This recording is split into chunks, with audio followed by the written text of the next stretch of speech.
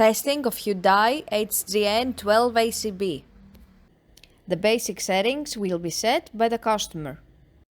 For testing, we add a 220 volt AC power supply. We trip the breaker manually.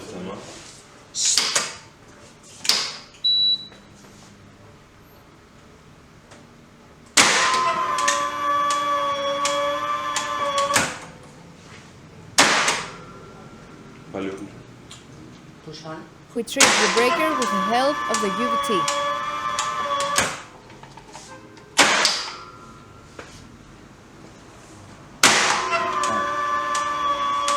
We perform a short time delay or instantaneous test, and we see that the breaker trips almost instantly.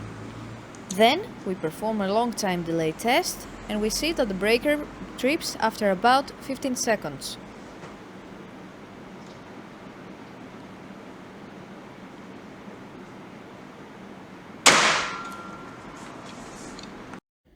It is now clear that the air circuit breaker is working successfully and is ready to be delivered to the customer.